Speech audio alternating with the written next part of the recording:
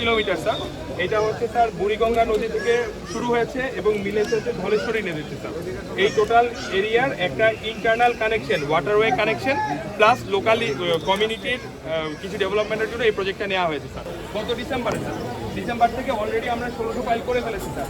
এই প্রজেক্টের ডিউরেশন আগামী বছর 2027-এর জুন পর্যন্ত স্যার।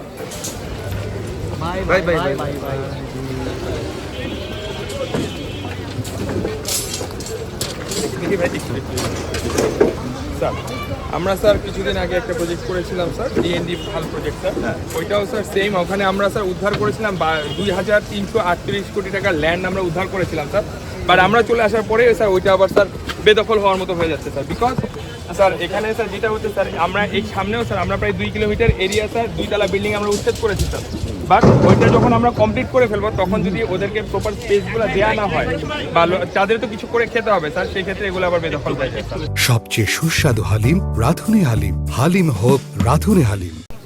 এই খালটি পুনঃখননের জন্য আমাদের প্রথম পেজ যেটা শুরু হয়েছে, এটা আমরা দেখতে এসেছি কি পরিমাণ কাজ হয়েছে। তো এখন পর্যন্ত যেটা আমি দেখলাম যে জনস্বার্থে আমাদের আরও অনেক কাজ করতে হবে এবং দ্বিতীয় ফেজ কাজ শুরু করতে হবে। এই কাজটি ডিসেম্বরে যদি শেষ হয় সম্পূর্ণ হবে না। সেকেন্ড ফেজ গিয়ে আমাদের জনসুবিধা, যেটা দীর্ঘদিনের গণদাবি, আমাদের অত্র এলাকার সাধারণ মানুষ যে বেনিফিটটা পাবে সেটা আমরা নিশ্চিত করতে পারবো তখনই। এর মধ্যে সুয়ারেজ লাইন, ড্রেনেজ ব্যবস্থা খুবই গুরুত্বপূর্ণ।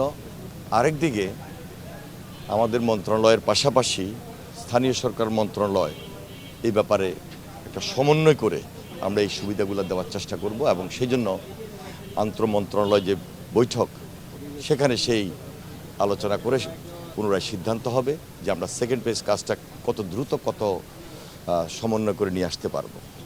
পাশাপাশি আমরা যতটুকু ঘুরেছি দেখলাম যে এই খাল এর উপরে বর্জ্য এমনভাবে জমে আছে, অনেক জায়গায় দখল বেদখল আছে। এই সমস্ত কারণে কিছু কিছু ঘর বাড়ি মার্কেট গড়ে উঠেছে, সেখানে সবাই সহযোগিতা তো লাগবেই।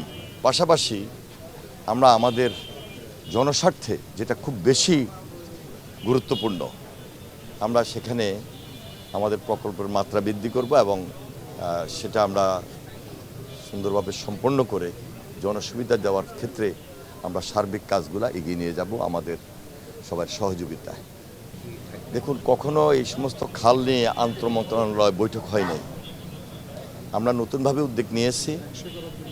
আমাদের পানি সম্পদ মন্ত্রণালয়ের পাশাপাশি এখানে স্থানীয় সরকার মন্ত্রণালয়, কৃষি মন্ত্রণালয়, বন পরিবেশ ভূমি মন্ত্রণালয়, দুর্যোগ ব্যবস্থাপনা মন্ত্রণালয়, এই 6টি মন্ত্রণালয়ের সমন্বয়ে আমরা একটা মিটিংও করেছি। মিটিং করে আমরা কাজ শুরু করেছি এবং প্রতিনিয়ত যখন আমরা এই আন্তঃমন্ত্রণালয় মিটিংটা কন্টিনিউ করব, আমার বিশ্বাস সবার আন্তরিকতা এবং চেষ্টা, পাশাপাশি জনসাধারণের জন্য তো খুব বেশি প্রয়োজন, ওনাদেরকে এগিয়ে আসতে হবে। সবার আন্তরিকতায় আমরা এই চ্যালেঞ্জটুকু গ্রহণ করতে সক্ষম হব। কারণ আমাদের এই খাল খনন কর্মসূচি একটা বিপ্লব, একটা আন্দোলন। শহীদ রাষ্ট্রপতি জিয়া রহমান এই আন্দোলনটি শুরু করেছিলেন এবং আমাদের যে নির্বাচনী কমিটমেন্ট, সেই প্রতিশ্রুতি অনুযায়ী আমাদের মাননীয় প্রধানমন্ত্রী জনাব তারেক রহমান খুব বেশি ওয়াকেবল। তিনি সার্বক্ষণিক খোঁজখবর রাখছেন এবং তার নেতৃত্বে আমরা কাজ করছি। ইনশাল্লাহ এই চ্যালেঞ্জটুকু গ্রহণ করে আমরা এগিয়ে যাব এবং আমাদের সাধারণ মানুষের যেটা চাহিদা সেটা আমরা পূরণ করতে সক্ষম হব ইনশাল্লাহ। পানি যেহেতু বদ্ধ আছে, যার কারণে দূষিতটা আপনারা দেখছেন, এই জন্য আমাদের প্রকল্পের অন্তর্ভুক্ত আছে। আমরা সম্পূর্ণভাবে যখন কাজটা শেষ করব, পানি দূষিত থাকবে না ইনশাল্লাহ।